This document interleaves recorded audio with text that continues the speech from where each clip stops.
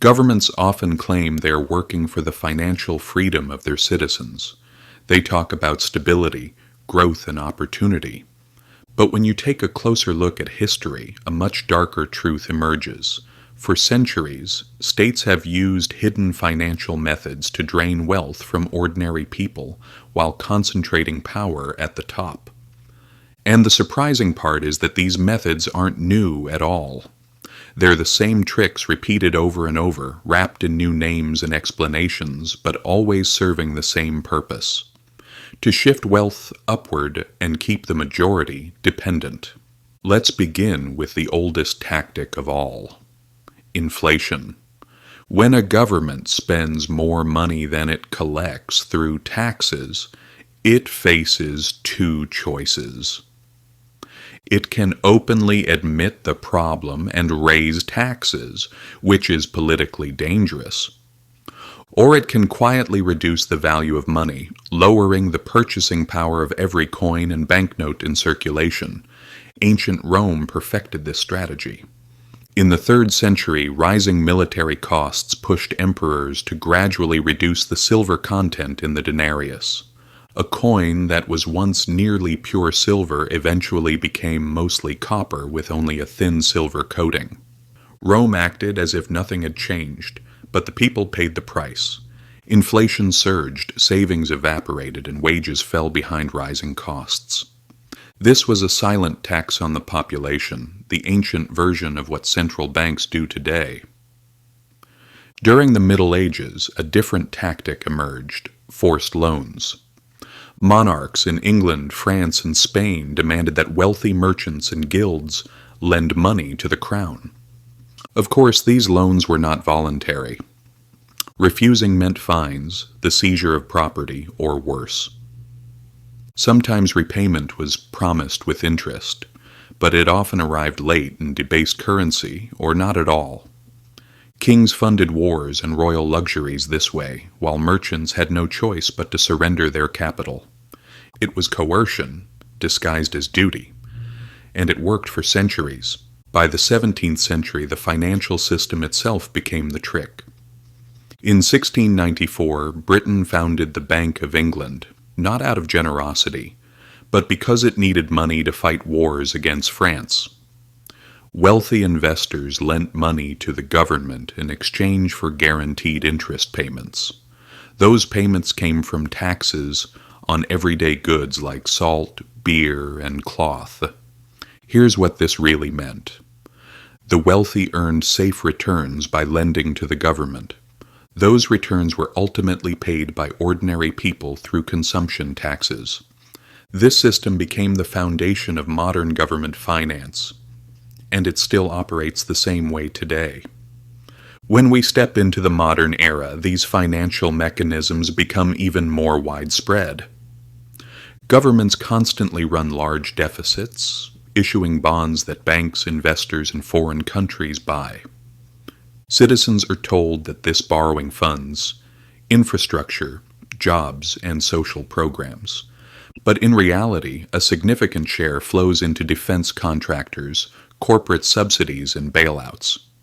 When repayment time arrives, governments do not cut spending at the top. Instead, they raise taxes, inflate the currency, or reduce social benefits. The debt looks like it's for the people, but the burden falls on their shoulders while the profits go to bondholders.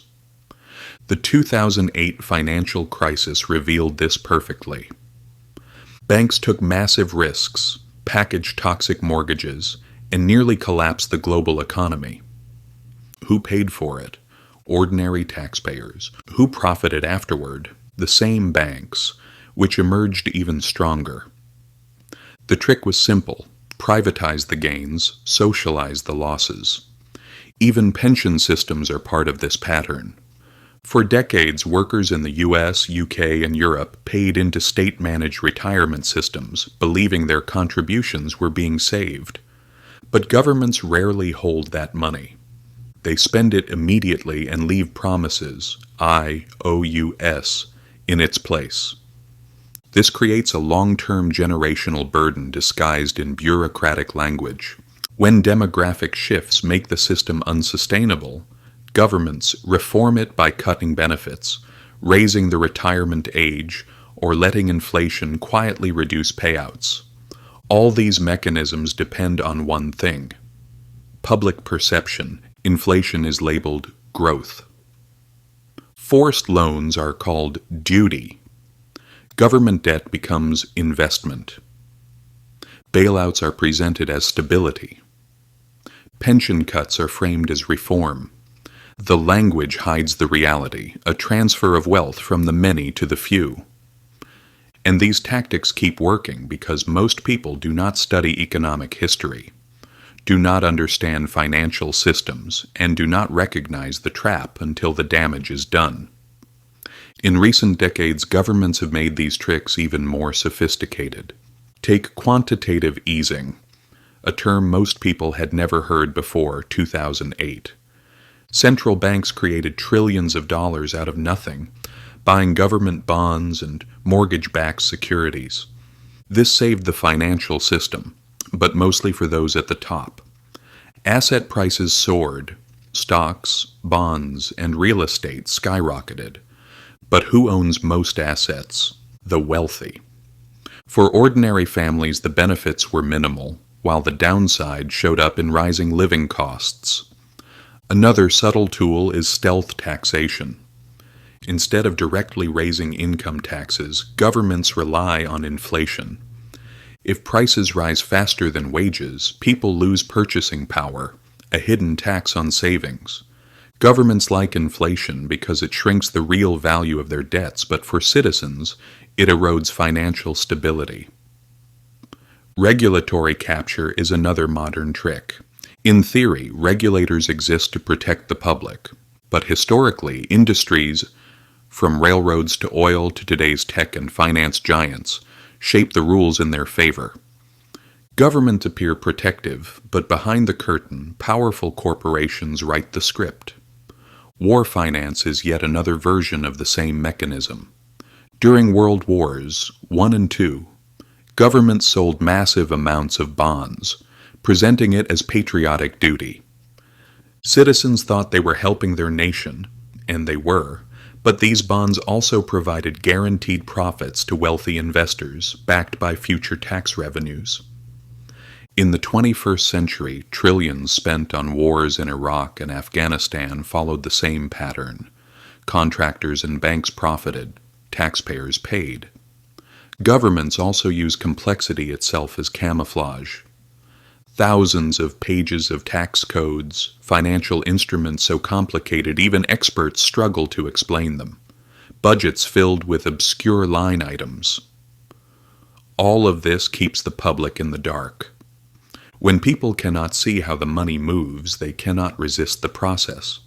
These methods matter now more than ever because they're still being used and accelerating. Inflation eats away savings. Debt levels expand every year. Bailouts remain the go-to solution whenever markets stumble. Central banks manipulate money supply, while governments shift costs onto citizens in increasingly indirect ways. The result? People work harder, yet accumulate less real wealth. Meanwhile, the financial elite grows more powerful.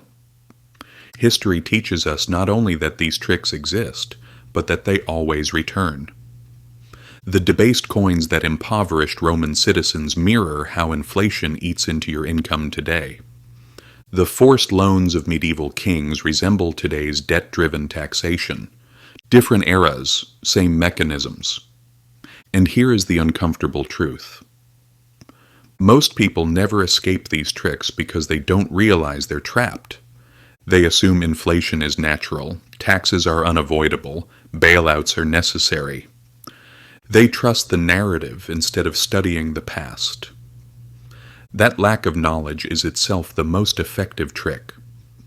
Financial literacy is a form of resistance. Economic history is a shield. The moment you understand the tactics, you become harder to manipulate. So what should you remember? First, always look beyond the headlines. When governments announce stimulus, ask who benefits first. When inflation rises, remember it is not just bad luck. It is policy. When regulations appear, question who wrote them and who gains. Second, build real wealth in assets that can retain value even when currency does not. Third, never assume the system is built for your advantage. Systems protect themselves, not individuals. Let's not forget this, my friends. The ones who can change this system, who can rebuild the world upon goodness, are those who recognize these games and awaken to the reality behind this constructed illusion. And of course, unconditional love, compassion, kindness, and justice. Everything begins with a single small step.